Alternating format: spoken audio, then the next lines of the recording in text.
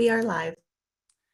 Great, thank you. Good afternoon, everybody. Welcome to the Appropriations Subcommittee on Transportation and the Environment, briefing on recent metro safety issues.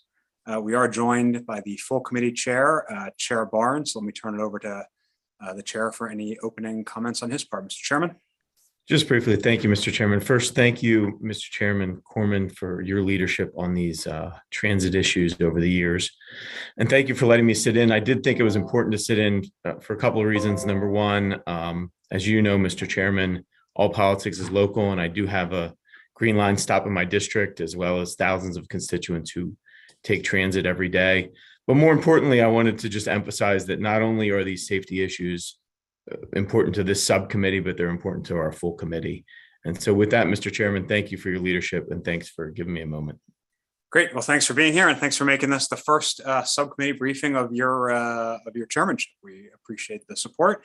We're also joined, I should note, in addition to the subcommittee members, by Vice Chair Mark Chang and Delegate Solomon, who's also a member of the Appropriations Committee. I just note, at the top here that Maryland is one of many partners involved in Metro, including the District of Columbia, the Commonwealth of Virginia, numerous local governments in Virginia, and the federal government. And as a result, governance and oversight of Metro is extremely complicated and fractured. Maryland taxpayers contribute now about $750 million a year in combined operating and capital support for Metro.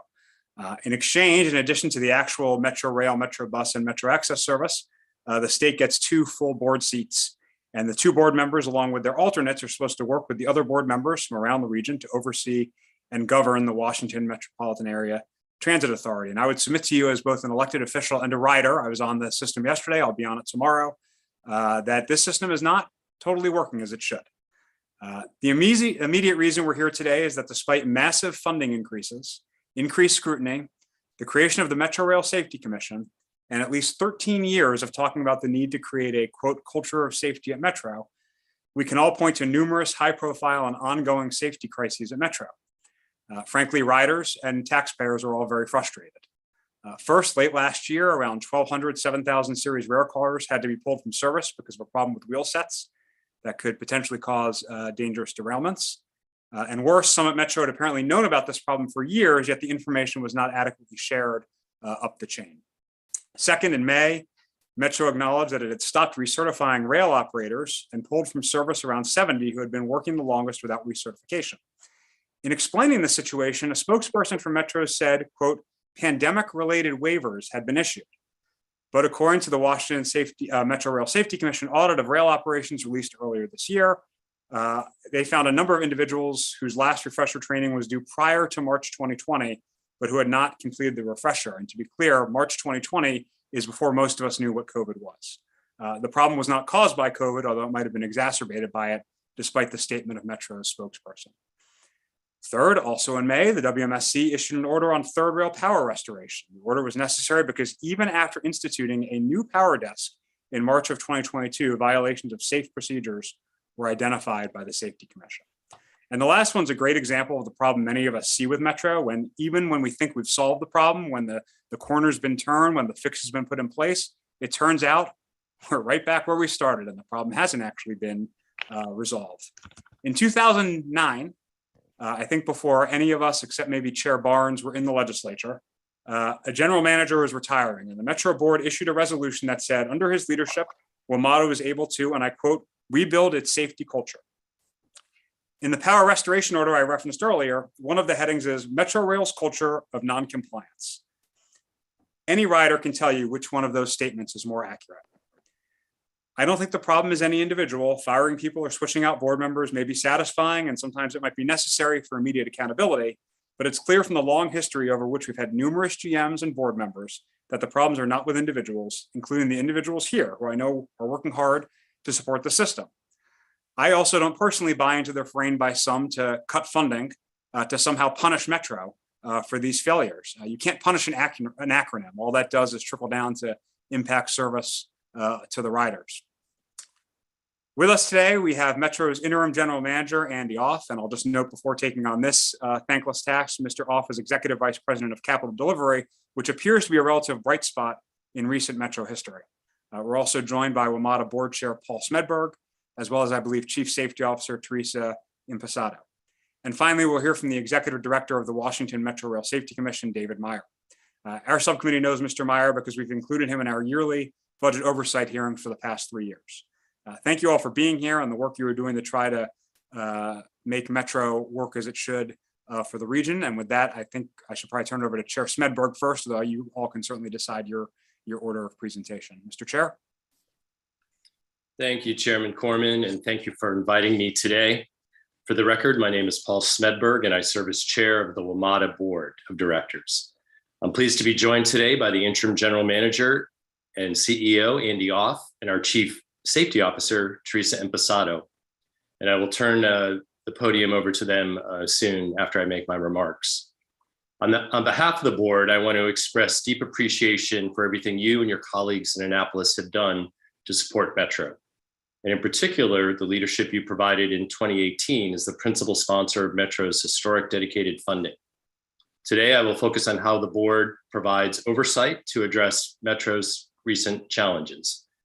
I know that while rail service is still impacted by the sidelining of the 7000 series rail cars and ridership overall in both bus and rail is hampered by the pandemic, it can be difficult to note that considerable improvements have taken place at Metro. I joined the board in January of 2016, and in the past 6.5 years, Metro has made tremendous strides in tackling a state of good repair backlog that had built up over decades. For 6 years, the 6 years ago, the financial management system was completely overhauled following capital grant funding restrictions imposed by the Federal Transit Administration. The board received regular public updates to ensure the policy and procedural improvements mandated by FTA were met. FTA also assumed direct safety management oversight for the agency, a measure that remained in place until the region stood up the Washington Metropolitan Safety Commission. Here too, I want to thank you, Chairman Corman, for working with your counterparts in the district and Richmond to enact the requisite legislation to establish the WMSC. Having a robust, independent safety oversight system is essential as we strive to move and reacting to accidents and system failures to where we can foresee potential failures and enact measures to prevent bad outcomes. And while the WMSC is, of course, funded with full-time staff to directly oversee the Metro Rail system, my fellow board members and I also provide critical oversight of and direction to the chief executive and management, requiring accountability from him and his team. We have also worked to develop a collaborative relationship with the WMSC chair and board members. Each Metro board member takes his or her responsibility very seriously and works closely with their regional and jurisdictional staff to ensure that we have the information and resources available to support our decision-making. The board oversight has resulted in a number of safety accomplishments, including the overhaul of the Rail Operations Control Center, support of the Comprehensive Safety Management System Plan led by WMATA's Chief Safety Officer, and continual monitoring of the corrective action plans needed to address safety issues and culture. The recent deficiencies regarding the recertification of rail operators highlights that much work remains to fully instill a safety culture at all levels of the organization. I would note, though, that the collaboration between the WMSC and the Chief Safety Officer and the board to identify, investigate, and address these issues is also an indication of how collectively putting the necessary tools in place to make WMATA a safer system. As you know, one of the board's most recent actions impacting the future of the system was our selection and hiring of Randy Clark as WMATA's new general manager and CEO. Mr. Clark starts later this summer, and during this interim, the board has selected Andy Off to serve as the interim general manager and CEO. Mr. Off has worked for WMATA for the past 10 years, most recently serving as executive vice president for capital delivery. Andy has been instrumental in overseeing critical projects, including SafeTrack and restoration of the Rail Operations Control Center. Let me turn it over to Mr. Off to share the priorities that he will be focusing on over the next couple months. Thank you, Chair. Oh, good afternoon. Thank you, Chairman Smedberg, and good afternoon, Chairman Corman and members of the committee, and thank you very much for inviting me. For the record, my name is Andy Off, and I am the interim general manager and CEO of WMATA. Chairman Smedberg has provided good background on the strides Metro has made during his tenure on our board, and I want to highlight some of my top priorities that I will focus on this summer during the transition to our next general manager, Mr. Randy Clark. As the chairman mentioned, I have worked at Metro for about 10 years. I've lived in the region for the past 20. I've been a daily yellow rider during my tenure here in the region. Over my time at Metro, I've come to know the system very well, including many of our employees who strive to provide customers with the best and safest public transportation in the nation. After conversations with Mr. Clark and our operations and safety teams, we recently made some changes to ensure Metro makes progress on 3 major fronts. These include, first, getting our operations house in order, as been mentioned. We're going to have a laser focus on our train operator certification challenge and also our power desk operations, and also on getting our 7000 series back in service to decrease wait times for our customers. And thirdly, moving Silverline Phase 2 across the finish line. Ms. Teresa Impastato, our Chief Safety Officer, will provide details on the first 2 priorities there. However, I would like to share a few details on the Silverline project. On the Silverline, we continue our close coordination with the Airports Authority as we move toward extending service on the Silverline. To better focus our efforts on the Silverline, I've asked Metro's Senior Vice President for Customer Service, Communications and Marketing, Ms. Lynn Bowersox, to take on a temporary assignment leading the Silverline startup and delivery. Lynn's previous leadership in delivering new rail services at Amtrak, New Jersey Transit, and supporting the startup of the Silverline's the Silverline Phase 1 8 years ago will be invaluable to our team's efforts. This is one of the most important projects for the region, and I, Lynn, and the whole team are committed to helping bringing this project across the finish line. From a broader operations perspective, we see our customers taking more trips on both buses and trains. Rail ridership is nearly 40% of pre-pandemic levels, almost double what we experienced just a year ago. On the bus side, ridership is at 70% of pre-pandemic levels. And as of this week, we permanently added about 250 more daily bus trips across the region to improve service and respond to customer demand. And as was noted, I have worked a lot on the capital side and platform improvement project. I had the opportunity to visit the Landover and Cheverly stations this past Sunday. That project is off to a great start, I'm proud to report. So those stations, Minnesota, Deanwood, Cheverly, Landover, and New Carrollton, will be closed through Labor Day.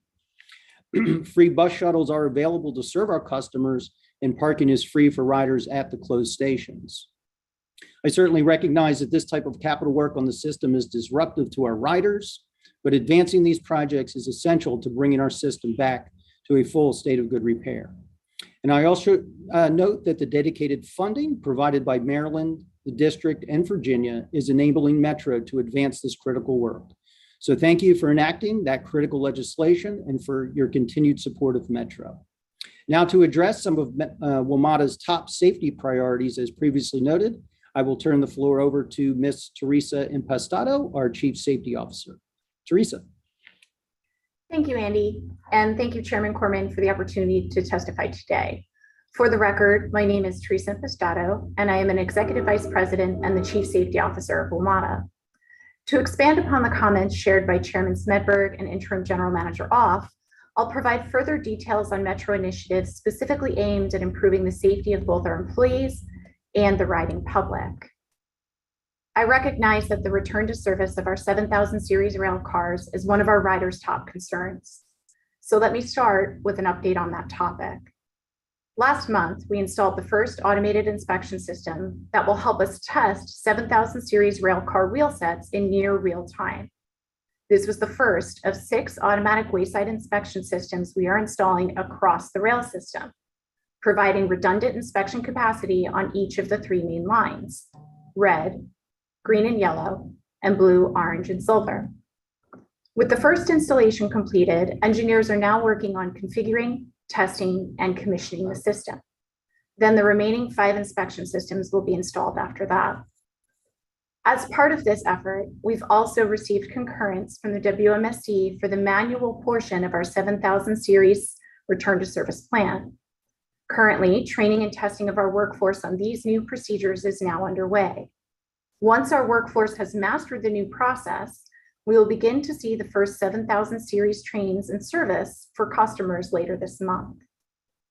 Meanwhile, the NTSB investigation into the October derailment is ongoing, and the root cause analysis continues as part of the NTSB process. This effort is led by the NTSB's experts and includes the support of multiple parties to the investigation, including the original equipment manufacturer, an independent rail advisory center recognized by NTSB as best qualified to assist in the identification of root causes, the Washington Metro Rail Safety Commission, and WMATA's safety engineering and maintenance experts. The analysis has not yet pinpointed a derailment cause, but to date, the investigation has found no evidence of failures related to maintenance or manufacturing of the equipment. In order to assure the highest levels of safety while operating our 7000 series fleet, WMATA conducted an analysis of the available data regarding historical failures. This analysis indicated that the movement of the wheel sets occurs over time, with a realized worst-case movement rate resulting in a 10-day timeline for a train set to move out of compliance. In order to establish an appropriately cautious approach that allows WMATA to operate our train sets while the root cause is pending, WMATA has elected to perform daily inspections. We believe that the frequency of these inspections will serve as the first step of our incremental approach to restore the train sets. As noted earlier, the wayside inspection systems, once commissioned, will provide near real-time condition monitoring of the trains in service and will continue to amass data to support the root cause investigation. We remain on schedule to return more of the fleet to passenger service later this summer. As has been noted, the Washington Metro Rail Safety Commission reported concerns with the recertification compliance in their audit on rail transportation. Through follow-up discussions, and as Metro's Chief Safety Officer, I investigated further and notified the board that half of Metro's 500 rail operators had lapsed recertifications. Recertification includes classroom instruction and supervised testing in rail yards as well as on the main line. Out of an abundance of caution, Metro elected to remove 72 train operators who became out of compliance prior to May of 2021. Immediately, 25 of those individuals were retrained to restore the green and yellow lane service to 15 minutes. This was not a decision that we made lightly, understanding the impact to service. Currently, 62 of Metro's 72 train operators have been recertified. Recertification is important because it gives every train operator time to refresh on the rules, to reinforce their knowledge, and to benefit from practical evaluation. The process to recertify more than 250 rail operators will take an estimated 2 to 3 months. I offer assurance that we are expediting the recertifications and taking aggressive actions to avoid recurrence. In the safety department, we've launched investigations into the decision-making associated with the initial granting and the granting of blanket waivers of certification, which occurred early during the COVID-19 pandemic and continued into this year. We are taking a holistic approach toward identifying opportunities to integrate the management of certification of employees who perform safety-related duties across the organization. We've reviewed the refresher training of more than 2,500 bus operators, which follows a different process than rail. Bus operators must carry a valid commercial driver's license, as well as take 2-day refresher classes. Metro's bus operator retraining programs were also affected by the COVID-19 pandemic, but to a far lesser extent. Only a small percentage of bus operators, many of whom were out on long-term absences due to COVID-19, remain out of date with their certification. All active bus operators will have completed required retraining by mid-month this month. Additionally, all Metro Access contractors have certified compliance with requirements for their drivers. Metro has taken the near-miss incident, which occurred in late April, extremely seriously with regard to our power desk operations. We've implemented immediate controls to ensure that the proper process is followed to control the energization and de-energization of power. This includes enhanced oversight, changes to documentation of process steps, and limitations on workload. We're working with the operational and IT teams to revise the existing corrective action plan, as well as identifying additional actions to address this matter in accordance with the WMSC's order. We recognize that the power energization process and the associated organization require the same level of attention and diligence as the Rail Operations Control Center transformation required, and have subsequently allocated resources to support the required cultural improvements. To conclude, I wish to share with the committee the progress that Metro has made with regard to implementing a safety management system. Implementation of a safety management system has resulted in remarkable improvements to operational safety in a number of industries.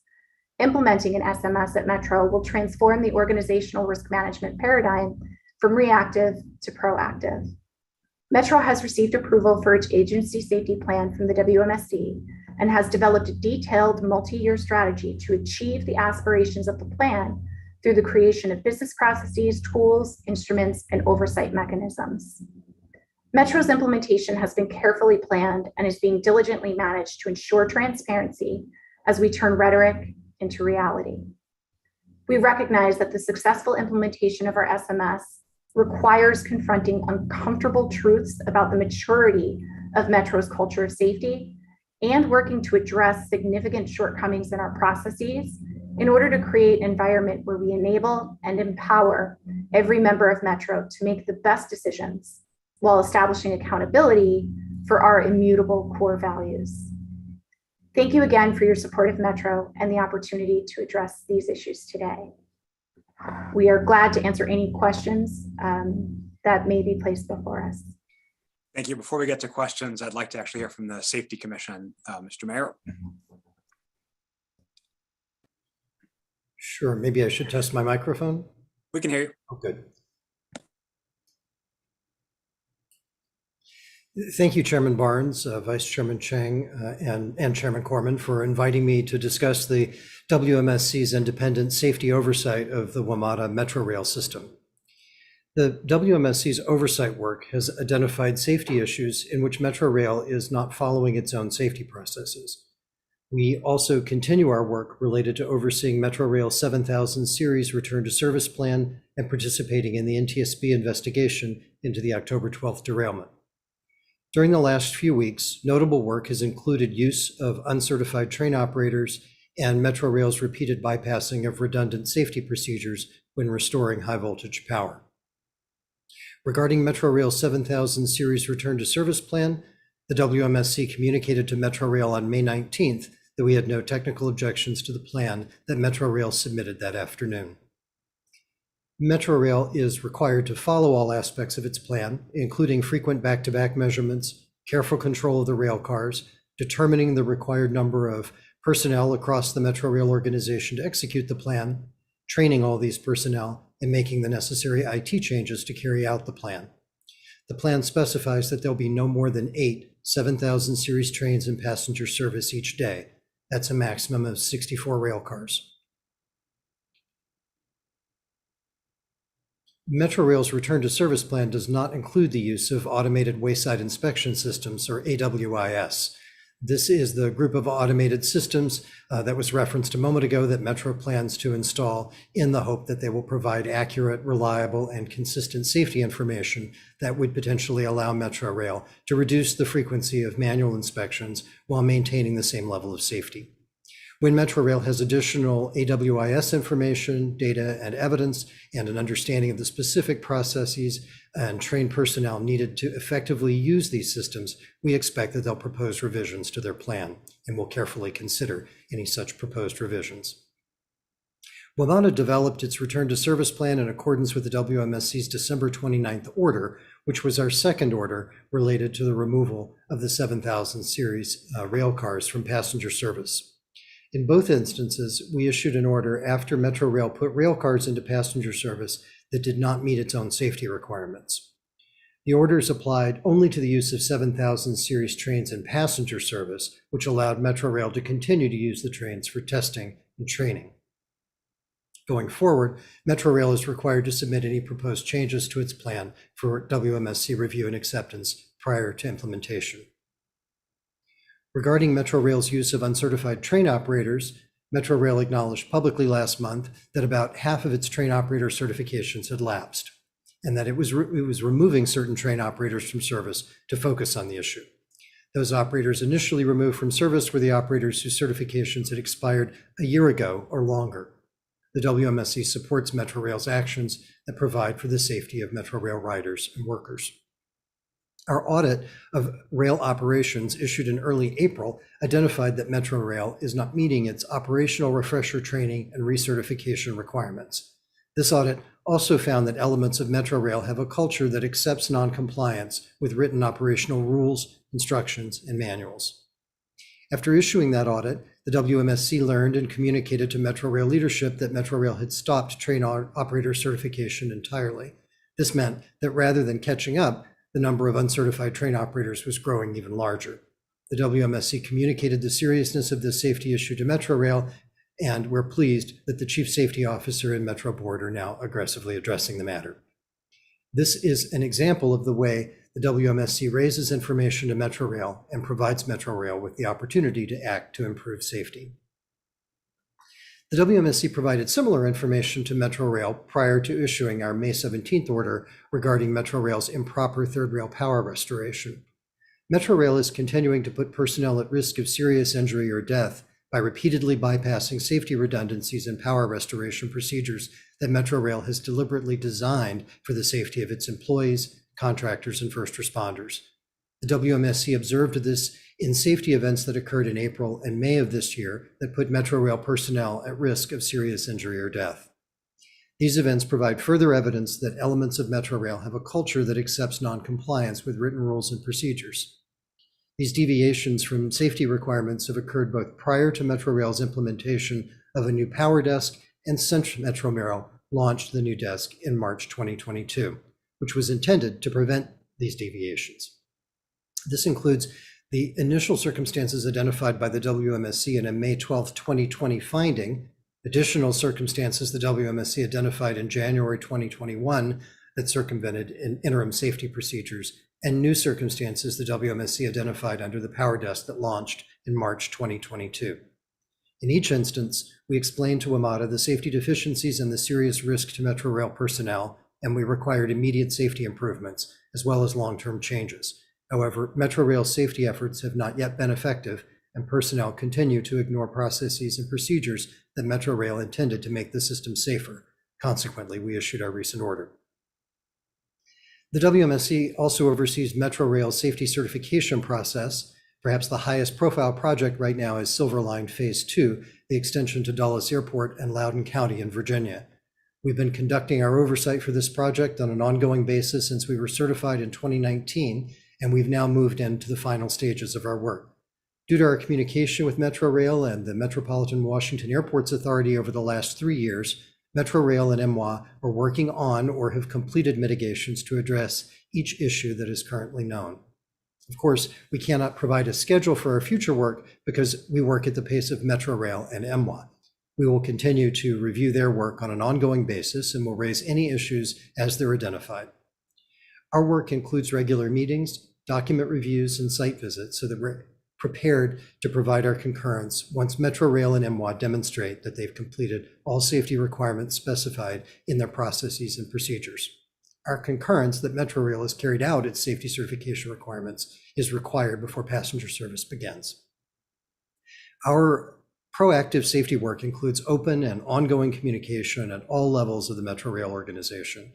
Our independent oversight identifies areas in which Metrorail must act to improve safety, and still Metrorail itself must proactively identify and implement the continuous safety improvement that it's committed to in the agency safety plan and the SMS approach that was mentioned earlier. Thank you, and I look forward to any questions that you have.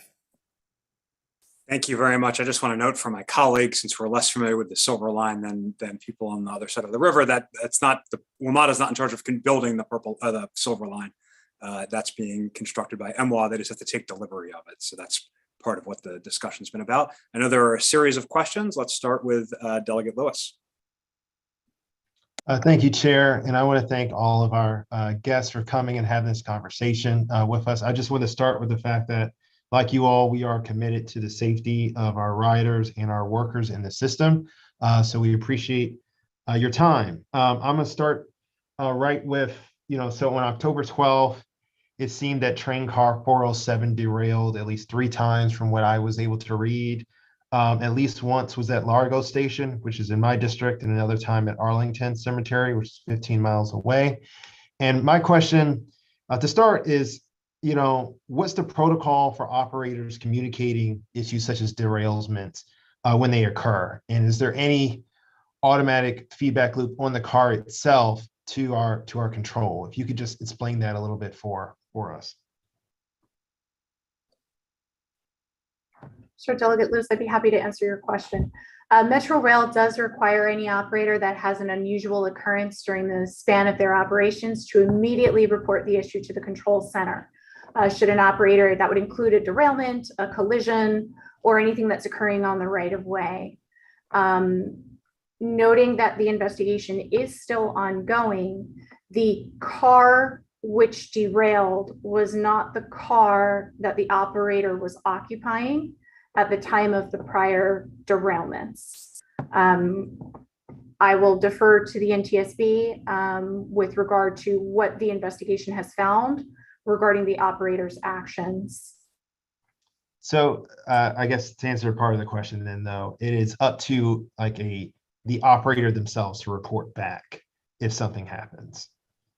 Yes, sir, they are required to make that report. I can also note that with regard to onboard diagnostic systems, the 7000 series train sets do have a number of onboard diagnostic systems. However, those diagnostic systems do not connect remotely outside of the 7000 series train set. So there may have been notices to the operator that there was an issue, but it would not have alerted anyone independent of the operator. And the 7000 series cars themselves don't have the functionality to send that straight back to control, as opposed to just the operator as like another redundancy? That is correct, sir. Those cars do not possess that capability. Okay, that's something just thrown out there. We, with the 8000 series, as we're still working on, we might want to, I'm sure you guys are talking about. Another question I had is some data I saw from NTSB shows that WMATA was made aware of some wheel assembly issues dating with the 7000 series going back to 2017. And I guess I'm wondering, I know it wasn't specifically tied to a derailment, but just issues with, I guess, the pressuring and weighting of these assemblies. Why aren't some of the mitigating issues that are being addressed now, why weren't they started to be addressed when the issue started to pop up in 2017 when NTSB made you all aware of that? I was not with WMATA at that time, so I don't have any contemporaneous knowledge. Any of the knowledge that I would have gained would have been through the investigatory process, so I'll have to defer to NTSB as to the actions that WMATA took circa 2017. We look forward to the NTSB investigation in hopes that it will enlighten this issue. I would say on behalf of the Washington Metro Rail Safety Commission, we conduct and have conducted since certified biweekly meetings with railcar and railcar engineering staff, as well as an audit of railcar operations that routinely asks very specifically for any safety concerns or safety issues being worked, and Metro Rail staff did not mention the concern of wheels moving on wheel sets to us at any time during those years. Thank you. I look forward to what they come back with as well. For the new digital measuring tool that you were referencing, the AWIS, I believe, it's going to report regularly on wheel alignment and placement, I guess, what I was hearing.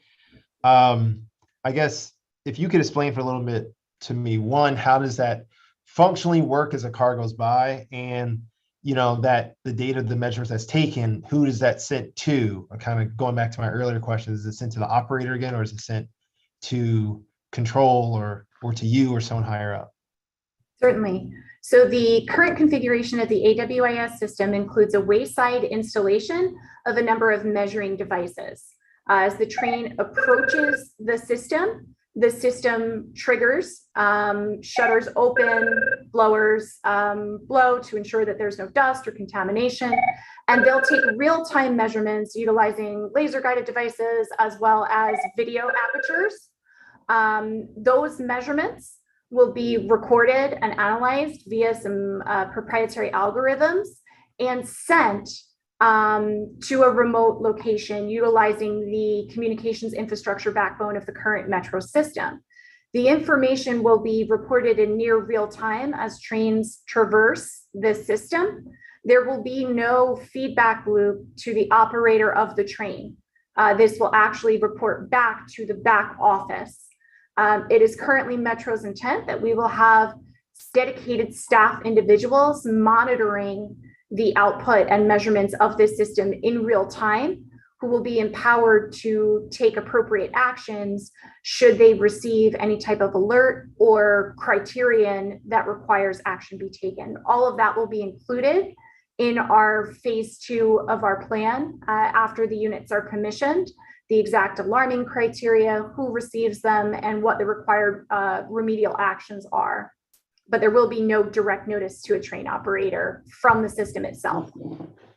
I'm glad to hear that. That was one of the concerns I know me and a number of my colleagues had. If the measurements are off in between stations as it goes along, and someone back office who's focused on this gets the alert, what happens to that car at that point? Just functionally, what happens after that? Dependent upon the specific type of the alert, there'll be more than one type of measurement taken. The initial plan is to take just the back-to-back measurements, but these systems are quite advanced and have a number of analytical capabilities that Metro will ultimately expand to deploy throughout the system. Dependent upon the reaching of threshold criterion, there will be prescribed remedial actions required in response. So for example, if there's an anomalous condition that's flagged that doesn't meet criteria to remove the train from service, the train operator might be instructed to proceed to the nearest station, discharge their passengers, and then take the train into the yard for some follow-up inspections and criteria. Should we have any type of alarm that's a safety critical alarm, that would be immediately communicated to the Rail Operations Control Center, who would take the appropriate actions to ensure the continued safe operation of that train. Got it.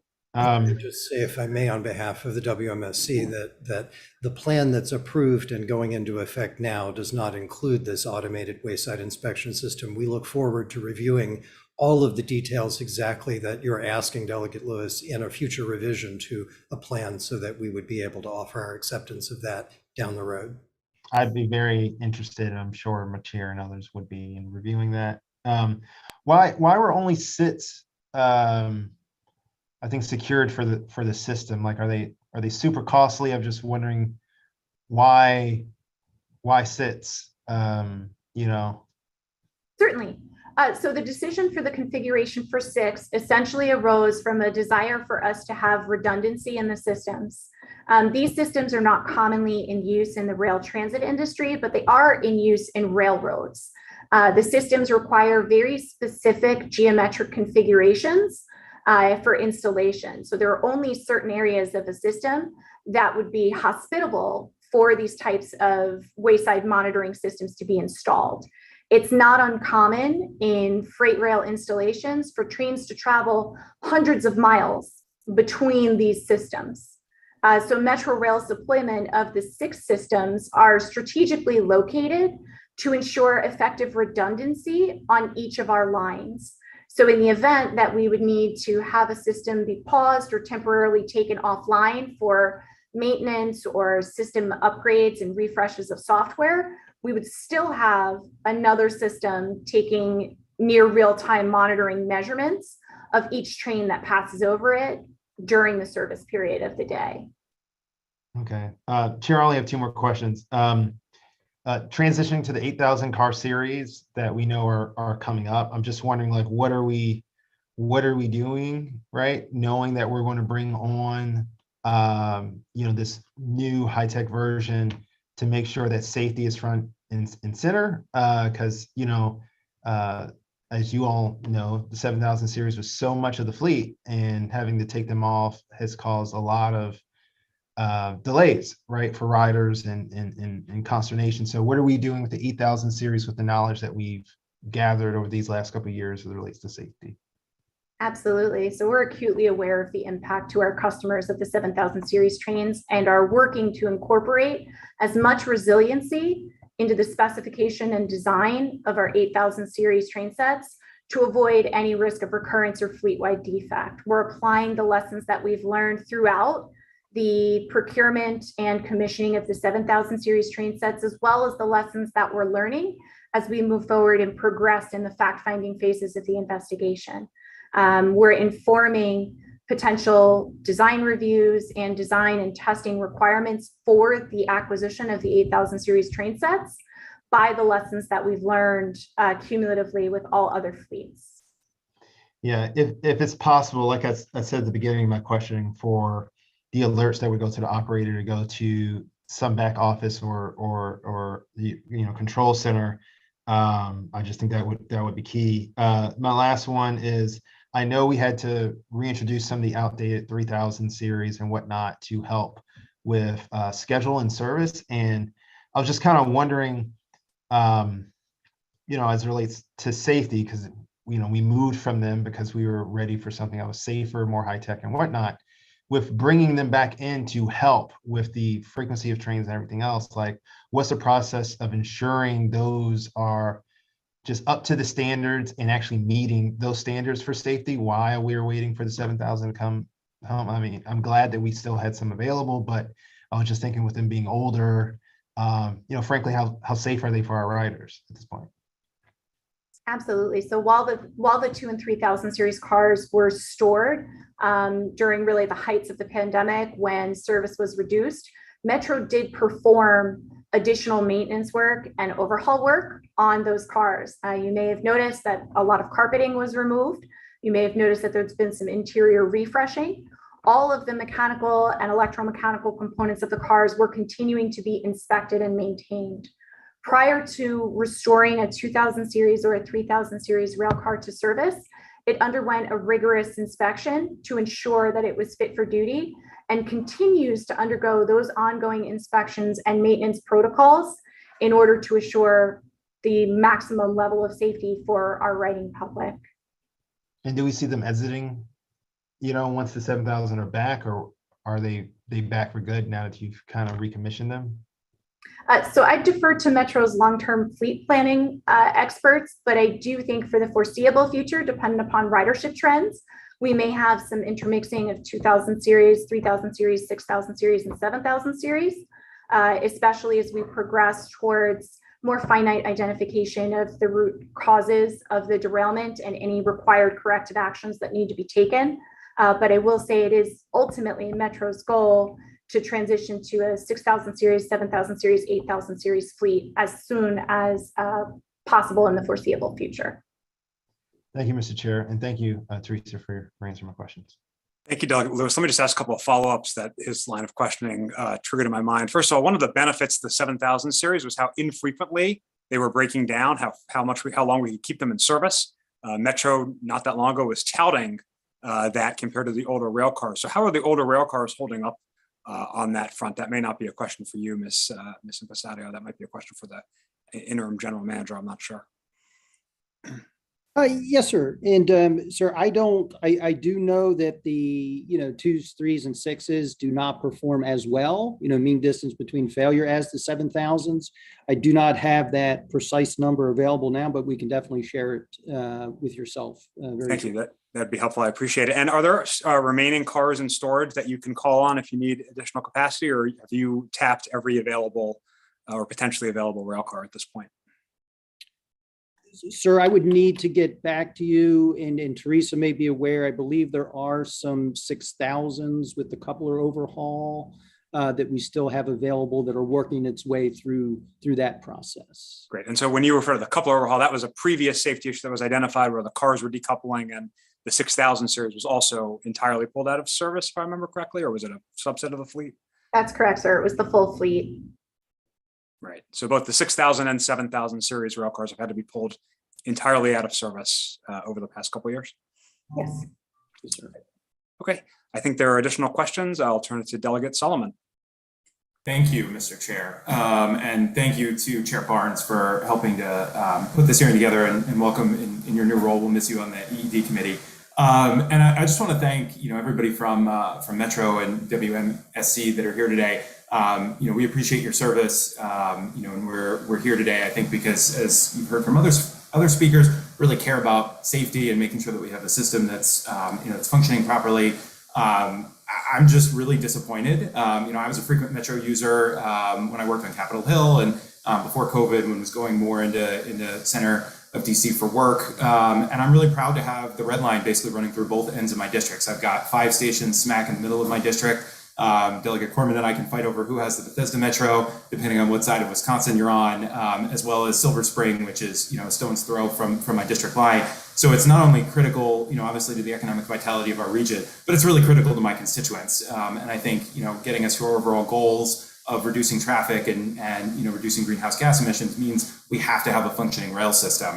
I really want to focus on the problems with certification, and I just want to start off by going through, some of the issues I think that were really most galling and frankly glaring to me in reading through the WMSC audit. And again, Chair Mayor, thank you for the work that your team did in putting this together. I think we focused initially just on the fact that this is more of a recent occurrence, but as Delegate Corman mentioned, this has really gone back to 2015. And I want to just read a couple of the pieces here, again, that really stood out to me. So this is the 2015 finding from the Federal Transit Administration, said that under-resourced training that was over-reliant on informal on-the-job training conducted without effective oversight, and the training did not effectively reach all required personnel, and the certifications were not occurring as scheduled. So that's 7 years ago. Then in 2016, the Tri-State Oversight Committee, again, the predecessor of WMSC, had an audit finding that said there was Metro was no longer providing annual refresher training to train operators. That's 6 years ago. Then in 2018, another TOC audit found that operations personnel were not tested annually on rules and procedures, and that some operators were assigned to operate the 7000 series before receiving training on any of the new rail cars. That's 4 years ago. And then Metro's own internal audit, this is in 2020, said that the internal safety review also identified safety gaps relating to fatigue and fitness for duty.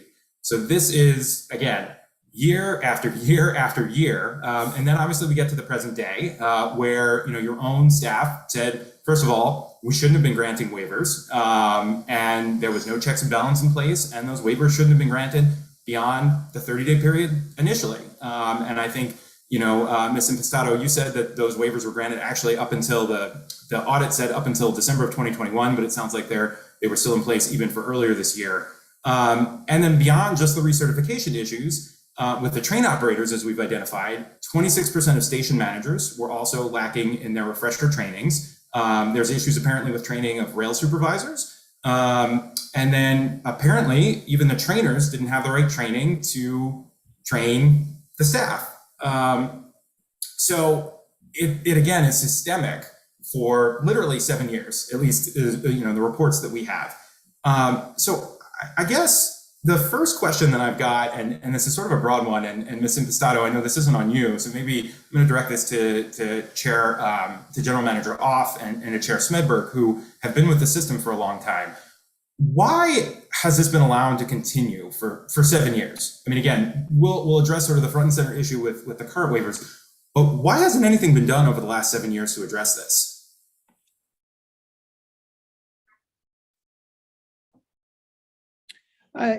Yes, Delegate Solomon, Andy Off here. No, thank you very much for the question. I think, first and foremost, to your point, as soon as Teresa and I were aware of the current issue, that was, certainly our focus. Some of the historical references Some I'm generally aware of and in others not.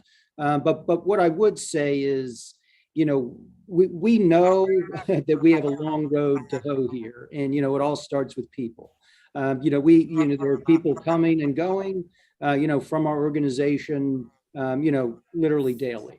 And, we've got to, continue to stay focused on, providing the right resources for our frontline teams, and do that in a sustainable way. We're taking a hard look at, refresher frequency. Did we get ourselves into a position where we were trying to commit to frequencies that just weren't feasible given the population of our workforce? Do we need more trainers? So we have to take a look at all those things. But I will tell you, both Teresa and I, are committed to make sure our folks have the resources they need, so we don't have these reoccurrences. But it's a daily event that we've got to continue to get after. To your point, I mean, we do not want any more stories of this nature. We want to be a top-notch, world-class safety organization. And the only way we're going to get there is by continuing to, listen to our frontline workforce and getting them the resources they need to be successful. Well, I have a whole series of follow-up questions on some of what you've just touched on. I guess the other sort of first and foremost question for me is what's the timeline for getting all the recertifications done? You mentioned that I think 62 of the 72 that were pulled are now back. And I think I read from one of your comments at a recent board meeting that you're averaging about 5 recerts a day. But what's the hope of getting the entire universe of people recertified so that we're not out of compliance? Sure. So right now, we are expanding. We have current capacity for about 80 individuals per month. We are working to expedite and accelerate that and expand that capacity. We should have everyone that currently comprises the backlog fully recertified by September. We are also pivoting and looking ahead at any individuals that will have their certifications come due in the next 30, 60, 90, and 120 days to ensure that they are captured in that population of the 80 individuals per month who will be recertified so that we don't perpetuate the non-compliance. Great. So I think, Ms. Impastato, you mentioned this is an ongoing investigation, so I don't know if you have an answer to this question yet, but have you identified yet who is responsible for granting these waivers? And then once they were granted, who is responsible, if anybody, for actually keeping track of them? We have identified the departments whose authority within Metro's process permits the granting of waivers, but we have not fully run down the organizational decision-making to determine where and when the instructions for granting the waivers were given and by whom. So I guess that sort of dovetails into my next question. So, Mr. Mayor, again, I appreciate that the audit also sort of delved into a little bit of the hierarchy of Metro and who's responsible for what. And it was frankly, it was a little confusing. So there's the Department of Rail Transportation that's responsible for the personnel in the stations and the yards, and they report to the VP of Rail Operations. Then there's the Rail Operations Control Center that oversees the actual personnel in the trains. And then there's the Rail Operations Quality Training, which is part of a separate office that does the actual trainings for the transportation divisions and the control center. So I guess my question is, who is ultimately responsible for ensuring that the trainings actually get done for each division? And who monitors the cert requirements for the personnel to make sure that they're actually getting what they need?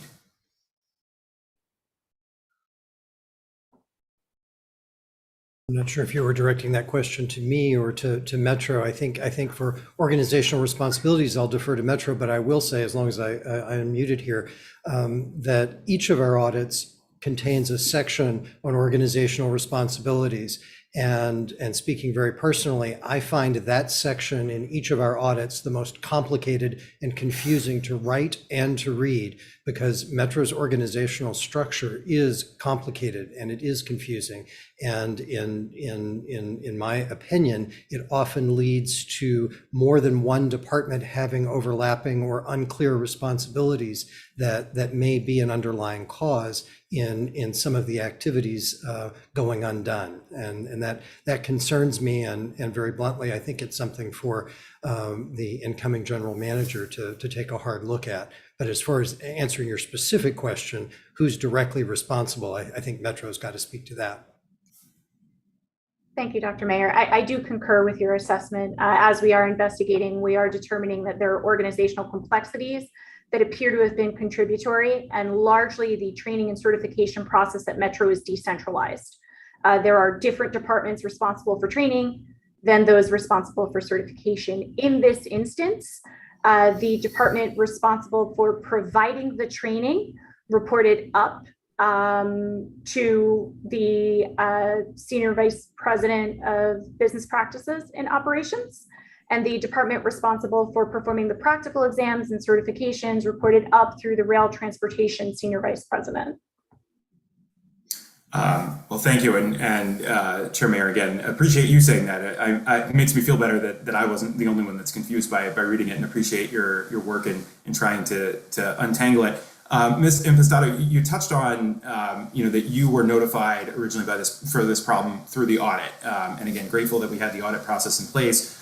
And I guess my question for you is, does your office, and maybe this is also a suggestion, does your office regularly review the certification process? Do you have a role in sort of cutting across multiple offices? I mean, to me, from a layman's perspective, the role of Chief Safety Officer, part of it would be, in my view, to ensure that everybody has the safety training they need and the recertifications they need to operate their post effectively. And it seems like maybe that would be a good role for your office, to sort of cut across all of the divisions and make sure that, at least in the certifications, everybody's getting what they need. Yeah, absolutely. I couldn't agree more. Metro's current organizational configuration includes an independent quality assessment team that reports up through a different organization than the safety department. That organization conducts internal assessments, including the one which you referred historically. The safety department at Metro provides safety assurance and oversight, but does not conduct formal reviews or audits. That is something that we're looking at in terms of potential mitigations and corrective actions as we work to design a system that will include the checks and balances to preclude this from happening again. And then I guess the other issue I wanted to touch on, and I'm just about at the end here, is, I think General Manager Off, you mentioned fatigue and making sure that there was an adequate amount of staff to actually satisfy the needs that you've got. And actually, that was something, again, that caught my attention in the audit, that I think WMSC said there wasn't an adequate number of trainers to do the recertifications. And I guess, do you feel like you have adequate staffing needs, first of all, to do the recertifications, and around fatigue issues of, obviously if you're pulling operators off the job, it's going to put more stress on the existing operators. But one of the ways to alleviate stress on existing operators is to hire more, as well as hiring more trainers. And so I guess one of the main concerns I have as well is just making sure that we don't sacrifice safety because you're not hiring more staff. When you said the frequency of trainings, that has me a little concerned that, rather than just hiring more trainers to clearly, meet the needs that you've got already, you may just reduce the frequency of trainings to satisfy the need as well. So is fatigue an issue? Do you have an adequate number of staff? And if you don't, what are the plans to fix that? Yes, sir. And I think, as Teresa's team is digging into the details of the recertification and how we ended up to where we ended up, I don't think we'll find that we were necessarily short of staff. I think it's a question of people being in the right place, right? So in other words, as Teresa mentioned, we have trainers and then we have the certification folks. I think a better allocation, amongst those two groups will help us get at some of this. In Teresa's point, we've had many discussions about, kind of some larger thinking about, training and how do we do that in the organization, and specifically more of a centralized approach to monitoring certification. In terms of fatigue, and certainly I would, appreciate, Teresa and Dr. Mayer's feedback, but it is a continual focus for us, right? Due to the 24/7, 365 nature of our mission, it is always a risk. It is something we work very hard to mitigate. I think the Rail Operations Control Center, from, a fatigue perspective, is a good news story where we're able to, adequately build our staff to a point where we're able to give them, consistently enough time off to recuperate and meet our policy standards. And so that's something that, we need to keep working on. But I think at the end of the day, from a cultural perspective, we want to make sure that our teams, are comfortable that, we never want to put our folks in a fatigue type situation, right? If we have to miss a trip, to mitigate a fatigue hazard, then as much as we don't like to do that, I think that's the right choice. And then the last set of questions, just very quickly, how have you factored in the training on the legacy cars? Obviously we've got a lot of older generation cars still in service. It sounds like they're going to be in service for a little while longer at least. How are we making sure that our operators are trained properly on the older generation of cars while also transitioning obviously to the new ones? There are modules within the classroom training as well as some of the practical that include the operation of the legacy fleet as well as the 7000 series. So there's customized curricula around the operation of each of Metro's series train sets. Great. Just to wrap up, I appreciate all the comments that have been made today on the training piece. And I think Mr. Smedberg, the board, made a comment, said that there have been sort of lessons learned. I'm a little skeptical, again, just based on sort of the long-term institutional issues that we've been having. But I think it's clear that we need, as clearly has been mentioned today, more systemic fixes as opposed to just being reactive to the various audit findings that have popped up. And again, I think, all of us here, plus many of our other colleagues, are really committed to making sure that the system gets what it needs, but we all need you, to make sure that that's implemented properly. So thank you again, Mr. Chair, for calling the hearing, and thanks for the opportunity. Mr. Chair, if I could, just one moment to respond. Delegate Solomon, I have been around for a while, but it's really only been just going on 3 years that I've been a full director, principal director. And, there are a lot of lessons learned with these things that are addressing some of these important cultural and safety issues. One thing that we did, and part of it is, and one of the lessons learned is communication. And communication, as you know, is a two-way street. And we cannot take any action or insist on any action unless we are getting the information that we need. And that the staff and the executive staff in particular is communicating properly with the board. So we know the types of questions to ask and the type of things we need to do, whether it be operational or budgetary, whatever. In the most recent incident with the recertifications, I want to say I really applaud Mr. Off and Ms. Empasado for coming forward to me right away. Ms. Empasado in particular, in working with Donald Drummer, who actually represents the state of Maryland on the board, is chair of the Safety and Operations Committee.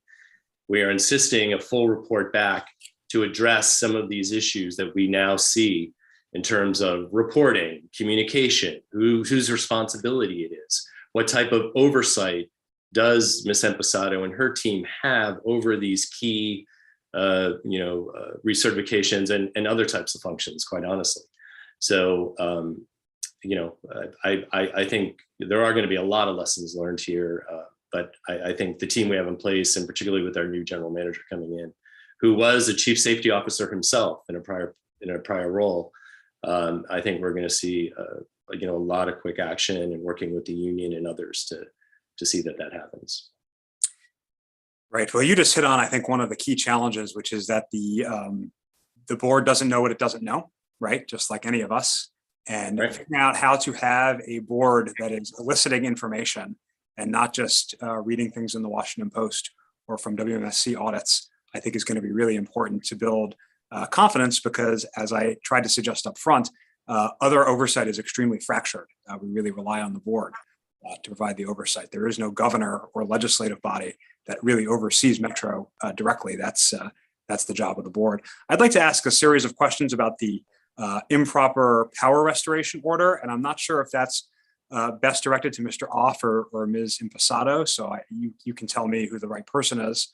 Let me just ask, do either of you happen to have the order with you? Not in front of me, no, sir. Okay, that's fine. So could you just describe what the order does? Certainly. So the order requires Metro to take a number of immediate prescriptive actions with regard to the energization and de-energization process. Offhand, that includes limiting the number of active work zones each shift It includes making and ensuring that IT processes are in place for recording of all safety critical conversations. And it also includes a requirement to establish more robust oversight processes to ensure that all checks and balances are being executed and to create an auditable record of that oversight process. There may be a couple other prescriptive items that I'm omitting. I apologize for that. Great. And I think this follow-up is probably for Mr. Off, which is the limitation on work zones. Is that having an impact on the capital program? Since you've been working very hard on overnight hours on the capital program, limiting the number of work zones, is that having an impact on the ability to deliver the capital program? Sir, as of today, we don't believe so, but Teresa and I are definitely, discussing, from a longer term perspective, it certainly will. So that's just the fact of how we do business. So it is something we need to, manage very closely and ensure that we go about that in the right way. Yeah, in fact, a number of work zones were canceled over the weekend. I don't know if that was related to this limitation or if it was unrelated, but that is something that I noticed over the weekend. Is there any history of injury or death? I know there have been some close calls, but actual injury or death related to WMATA power restoration and Ms. Impastato? I know you haven't been with the system for 45 years, but maybe you. I am not aware of any incidents. I am aware of an alarming number of close calls, though. Yeah. And just for us lay folks, could you just sort of describe this power desk process that's now being used and how it sort of contrasts with the previous practice? Certainly. So the process for controlling the energization of third rail power is governed through a computer-based system, a supervisory control and data acquisition overlay system that is manipulated by an individual located in the central control office. They interface with the system and essentially close switches and operate breakers to ensure that power is removed or restored to various segments of the electrical system. The SCADA system sends commands out to the field that will determine the status from an electricity perspective, live or dead, with regard to power. The process that governs the control of those assets was historically performed by rail traffic controllers in Metro's control center. Metro's rail traffic controllers are tasked with controlling both the movement of trains and communication on an ongoing basis. And they did also have responsibility for controlling the removal and restoration of power. This is a little bit of an outlier relative to industry best practices. Most electrified railways have an independent desk established that is responsible for controlling the energization process and is staffed by subject matter experts with regard to electrical traction and electrical safety practices. Through efforts to reduce the workload of our rail traffic controllers, Metro elected to establish that independent desk, staffed with power transmission and electric traction experts to handle all of the transactions with employees that are working in the field to make sure that when individuals are occupying the tracks, the power is effectively removed to protect them, and that when they have completed their work and exited the track area, that the power is able to be restored safely. Those processes are controlled via very strict communications protocols that require multiple levels of redundancy and a three-way match, utilizing independent conversations and oversight and reference against a technological system of record in order to ensure that power is not energized in an incorrect location. Thank you. And you anticipated one of my questions by noting the previous system was an outlier. So I appreciate that. So where are we going wrong currently, given that the WMSC is still identifying these near misses even after the installation, I'll say, of the power desk? It is my professional opinion that the process that the power desk has been designed to execute will prevent an unsafe restoration of power or a restoration of power in error resulting in a hazardous condition. I believe, based upon the results of our investigation into this incident, as well as other incidents, that the process is not being effectively followed by the individuals charged and tasked with executing it. The WMSC has alerted us to, and we've confirmed and also discovered multiple incidents in which the successive order of tasks have been bypassed in favor of expediency, which ultimately undermines the efficacy of the safety of those redundant tasks and renders the checks and balances moot, if you will. Great. I'm going to read, since you all don't have it in front of you, a couple of paragraphs from the order, because I think they're important for people to hear, and I suspect not everybody spends as much time reading through these as maybe the folks on this Zoom. From page 2, Metrorail's failure to address these safety issues have been raised by its own employees, including concerns associated with procedures, training, and workload requirements. Until after the WMSC insisted on the importance of Metrorail adhering to the safety management system approach specified in WMATA's Public Transportation Agency Safety Plan, which led to Metrorail postponing the implementation of new power desk procedures until Metrorail could conduct additional work to improve the safety of these procedures.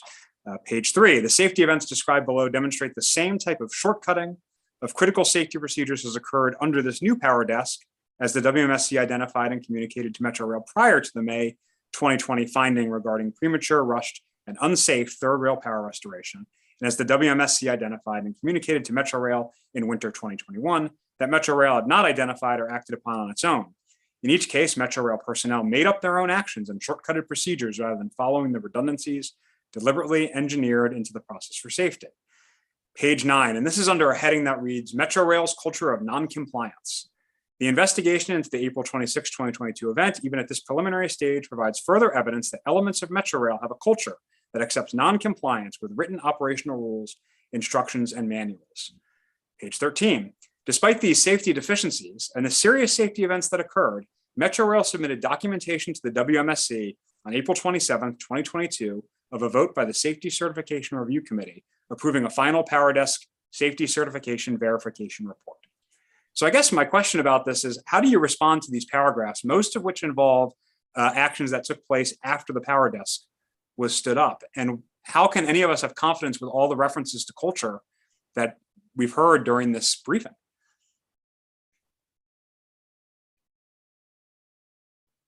Oh, yes, sir.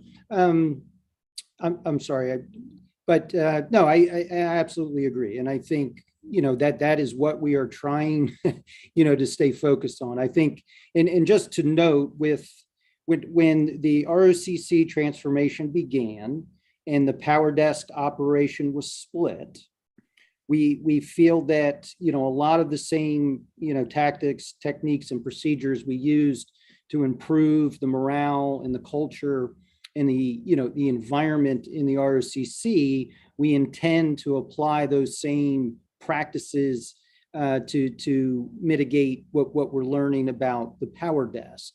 So, as certainly as disappointing as it is to read through the audit, we do believe we have the right folks that we're going to allocate to that power desk to help us get over what really amounts to be, some of the softer skills and the human piece of managing safety risk. And exactly as the report said is, folks need to understand the integration of these procedures and why it's important to follow them. They may not fully understand why, as Teresa noted, we're required to have this triangulation confirmation, that it is safe to bring up power, but they need to understand that the procedure is there for a reason. It's not discretionary and it needs to be followed. And that's not in a totalitarian type of mindset. That's just in a learning organization and being healthy. And that is where we're focused. So we do think we have a good model to follow here. And we just got to apply the resources and the same degree of dedication and commitment as we did on the rail operations side. Chair Smedberg, I know you don't chair the safety committee, as you noted, that's a member from Maryland who does that, but do you know, was the board made aware of the post-power desk close calls prior to the safety order? I mean, was the board up to speed on this and knew about it? Best of your knowledge. I first became aware of it, Mr. Chairman, when Ms. Emposado informed me of what was happening, and then I immediately called Mr. Drummer, and we took immediate action to have Teresa and Andy brief us on what was happening and what corrective actions that we're going to take to get this. I mean, that in addition to the recertification, I mean, that is obviously a very serious issue, and we certainly do not want the power desk to be in the same position the Rock was, before all the reforms were made, particularly given the fact that people's lives could be at stake. So, we take that very, very seriously. And do you recall, I mean, you've been on the board since 2016, you said? Yeah, but as an alternate now, but it's like the last 3 years as a principal. Yeah. Right. Although back during the years you were an alternate, alternates had a little bit more of a role than they do today. So I guess I'm just curious, do you recall the issue of sort of power restoration being an issue that the board dealt with? Obviously, I can go back and look at agendas. So if you don't remember, that's fine. But yeah, I honestly, I can't answer that, in any kind of truthful way, or not truthful, but accurate way. I don't recall. I know as part of briefings, if there repairs are being made or projects were being talked about for state of good repair, the importance of shutting down power to make sure that happens. But in terms of a specific incident or things like that, I can't honestly recall. I'd have to check. Okay. I know some of my colleagues who have already asked questions have some more. I don't know if anybody else has questions who hasn't had an opportunity to ask yet. Delegate Kittleman. Thank you, Mr. Chair. This question follows up on your comments, and as I understand it, essentially the problem is that the people who are manning the desk, the power desk, are not complying with the processes that have been put in place. And clearly everyone is entitled to have one miss. My question is, can you fire the people who are doing this if they do it repeatedly? And would you? So, ma'am, this is Andy Off. No, thank you very much for the question. I think, on the personnel side, obviously relative to this specific event, I'm not at liberty to talk through those details, but I will tell you, we take accountability, very seriously. I think just like in every part of our operation, folks need to be on board and, to be, complying with these things. And I think, we have done, things of that nature in the past on other circumstances, when the conditions warrant it. But we'll continue to, get after those things in a very serious way. And you can get that done through the union? Well, it's certainly, as managers, it's certainly our goal, to always, look at the systemic problems. I think as, Teresa would share with you, one of the big things we did in the Rail Operations Control Center is we implemented a program called Just Culture, which is, applied in many other industries where when we look at these operational errors in a more holistic or systemic sense, that is always our first approach. I think, we are great partners with the union. And, we as managers, we want to own these problems and work with them in a very collaborative way, to find productive solutions. Okay, I will stay with that now. I still didn't get an answer to either question, but the next time we do meet, I'll ask the same question again. Yes, ma'am. Thank you, Delegate Kittleman. You'll probably have a different general manager sitting in front of you when that occurs, because Mr. Off is stepping in on an interim basis. I will turn back to Delegate Lewis because I do not see any new hands. Thank you, Chair, and I really appreciate you all answering all of our questions. So I have some parochial questions as it relates to Prince George's, and then some that relates to like economic development, given some things that we've done as a state to invest. So it's a little bit of a pivot, but back to the 7000 series rail cars. With them in the 6000 series being sidelined, I know that the frequency of the trains slowed down a bit. I think 10 minutes on the red line, 20 to 30 on the others. And I combine that with the platform improvements that I know is going to happen over the summer, where a lot of essentially the entirety of the Orange Line in Prince George's County is going to be closed. I'm just wondering, how are decisions being made to limit pain across the system? Because where I kind of sit as a Prince Georgian right now, it seems like we're getting a lot of, waiting longer for the trains more than others, and also not being able to use the platforms whatsoever for a period of time where a lot of people are going to be coming here and would otherwise go into the city, tour, visit. I was just talking to my wife this morning about how every year I take my nieces and nephews to Smithsonian. That's gonna be a little harder now, right? With about 10 kids, So if you could explain to me a little bit, like, how are those decisions made to limit pain across the system? Yes, sir. No, that is, a challenge we deal with every day, right? Trying to balance, the needs of our customers and service, combined with the need to ensure we're doing the right things from a safety perspective to maintain the infrastructure. I will say, just to clarify your question, so we are running, 15 minutes, every 15 minutes out of Greenbelt, green and yellow.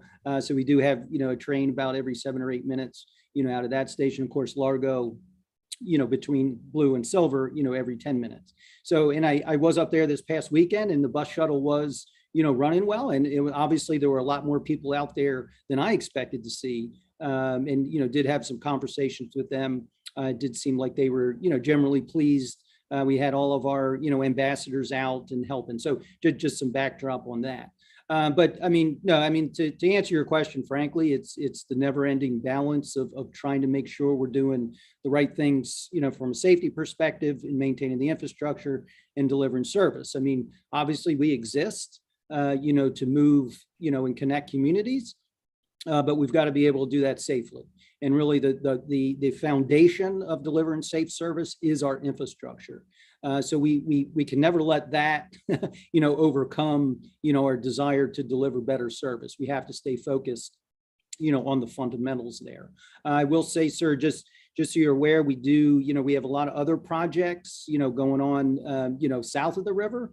Come September, we have some major shutdowns there. We are always trying to make sure that we lay out the work in such a way that it doesn't, where customers don't have, two disruptions. That is a priority for us. But I do appreciate your question. It is very complicated to work through, but we will always maintain that, keeping our infrastructure safe, is going to have to be a priority. Mr. Chairman, if I could, Delegate Lewis,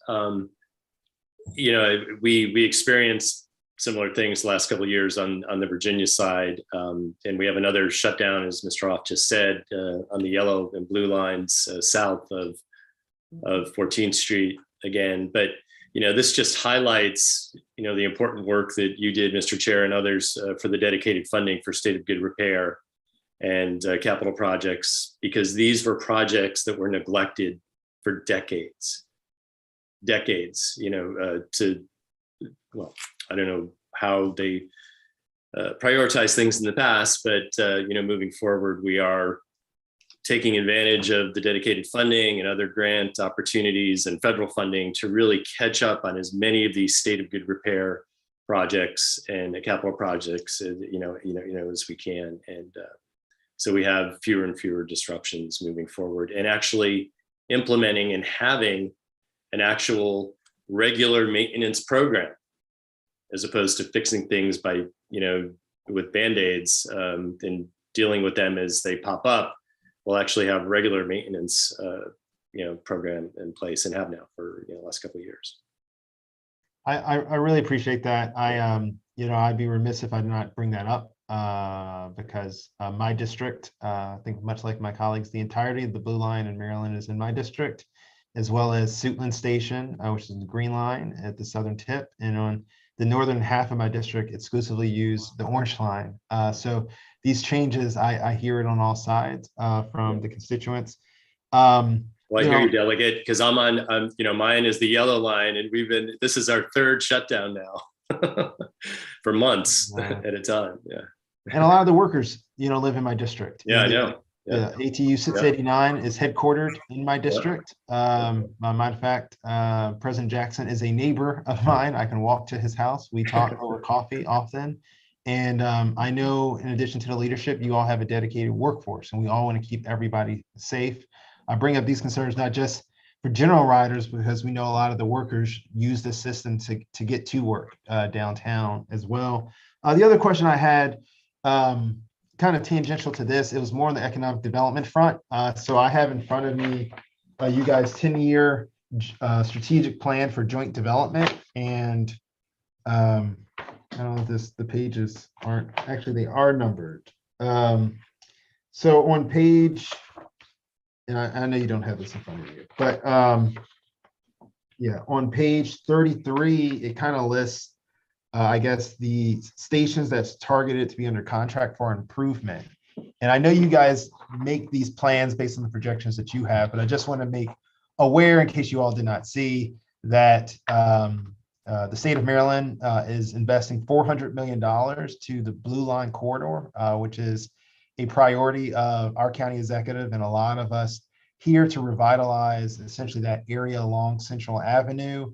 For walkable, bikeable communities that is going to be exclusively focused on developing transit-oriented communities around the stations. And I believe currently under the priority groups, group 1 being, the things that you guys are working on right now, which I'm glad to see New Carrollton's on there.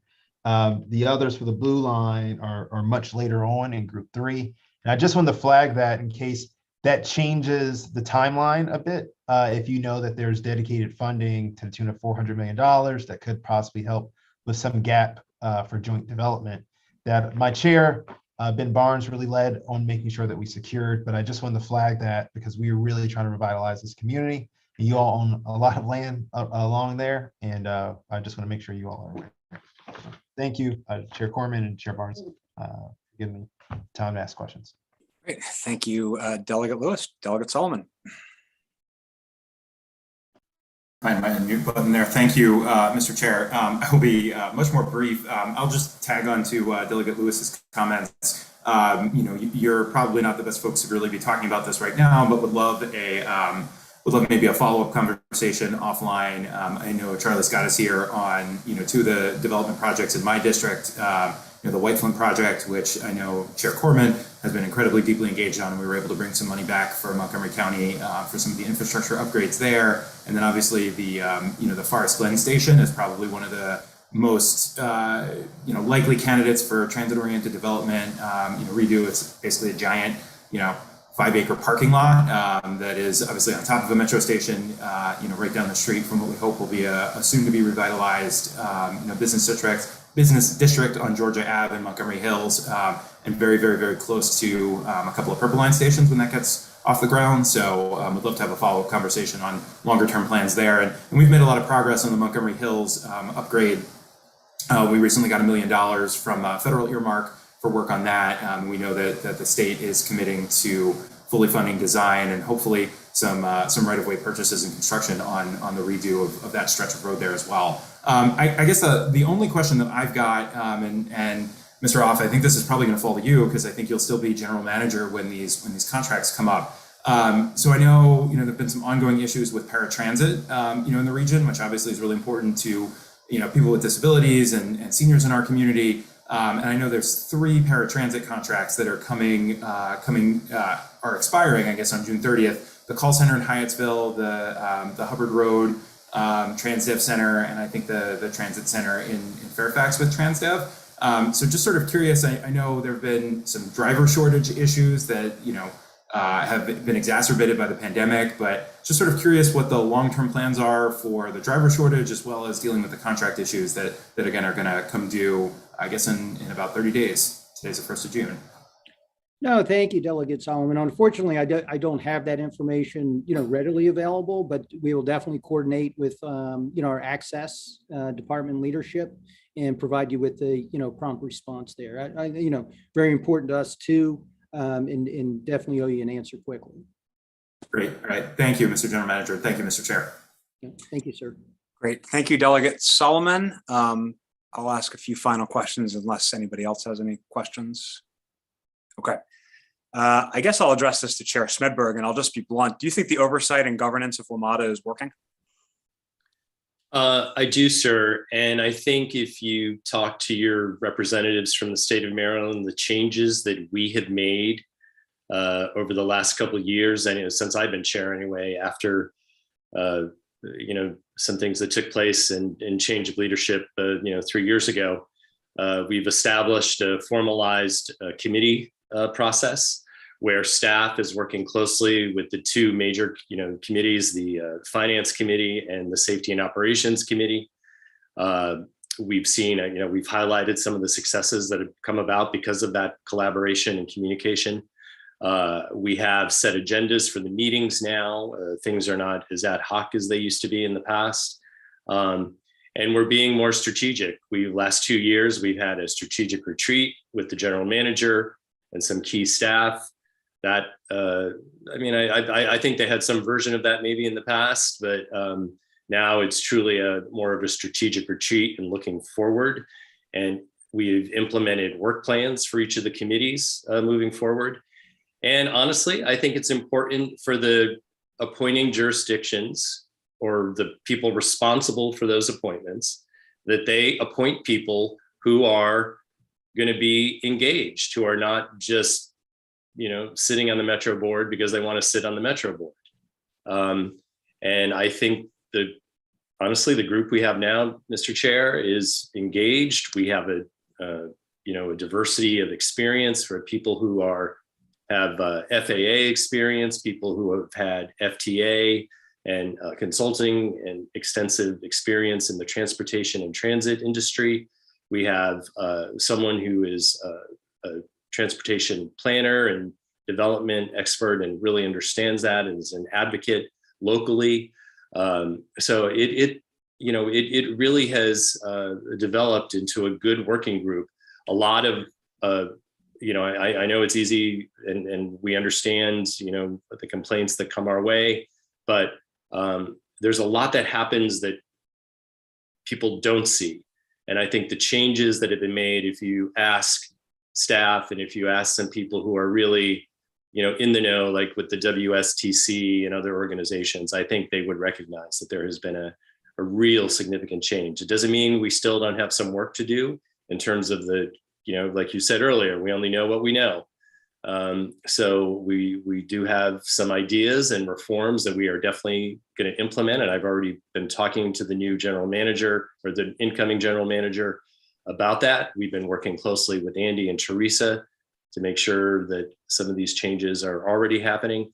And I know they're in contact with Mr. Clark on a daily basis. So, we've changed a lot and there's more coming. And I think we're going to be looking at the way we, do our meetings and the types of information we get, but when we get it.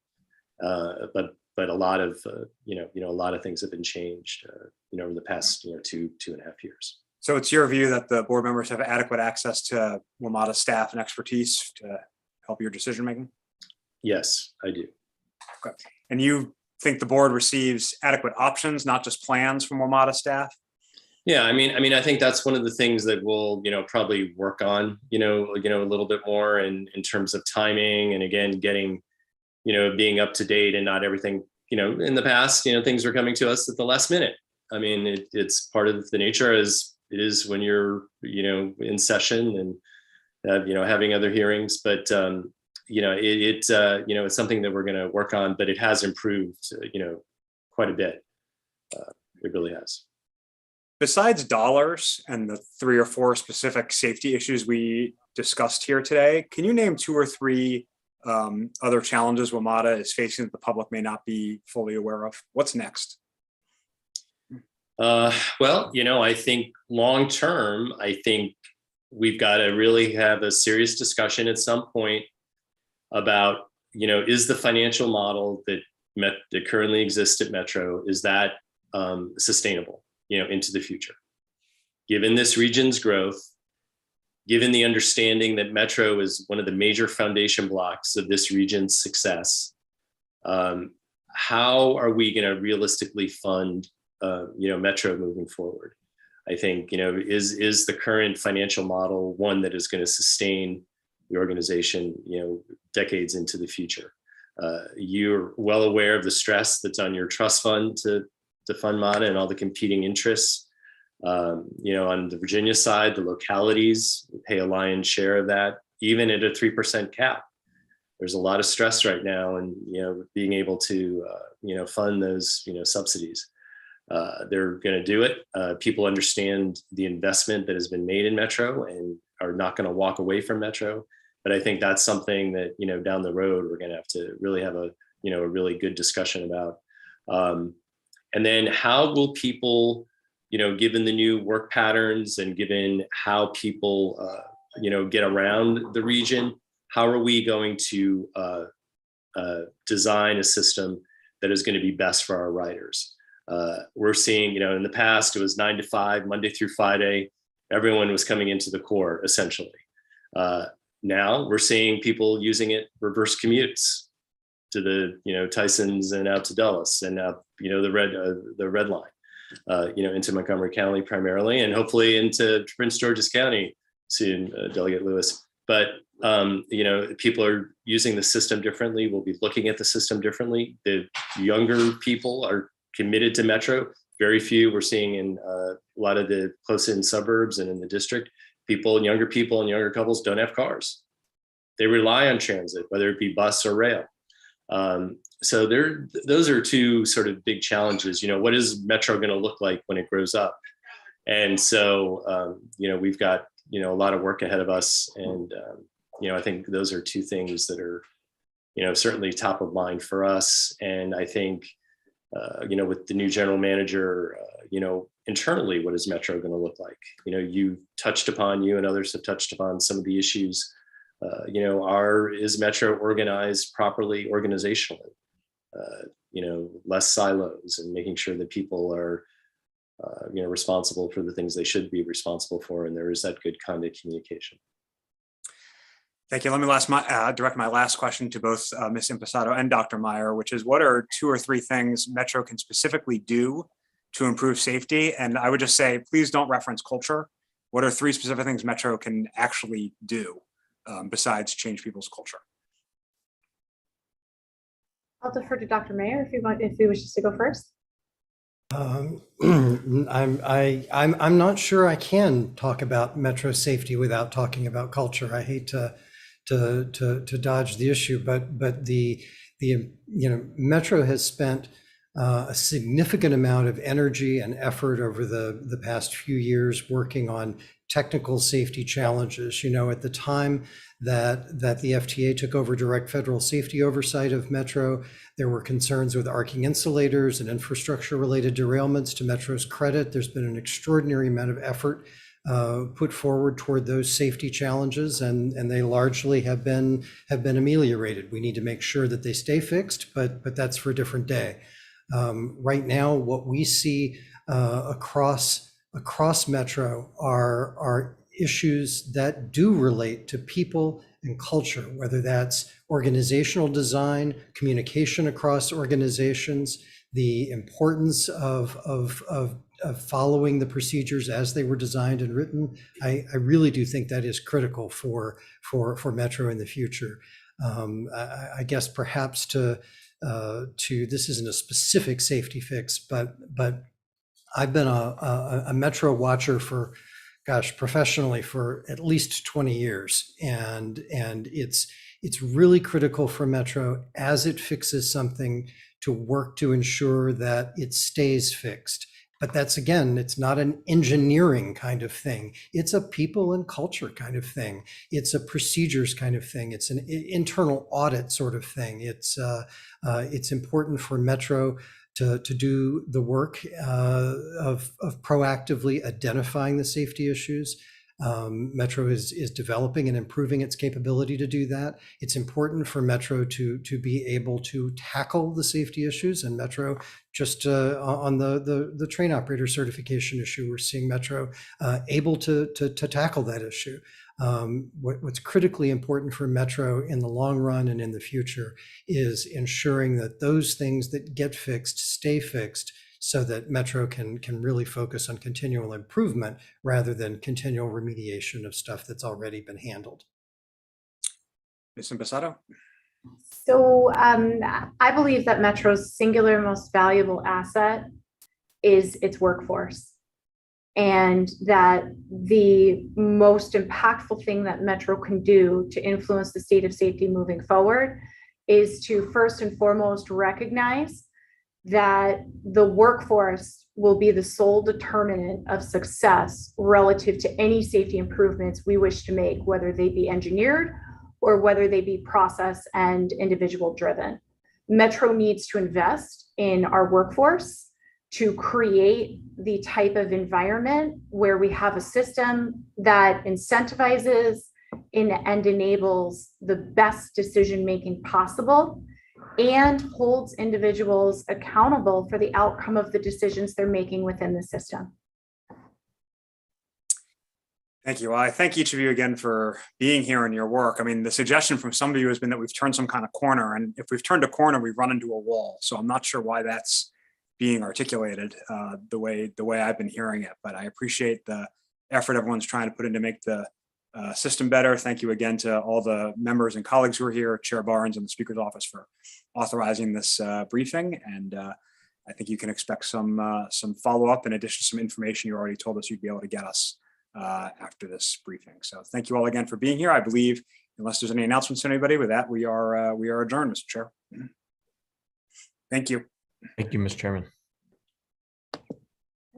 Thank you, sir. Thank you.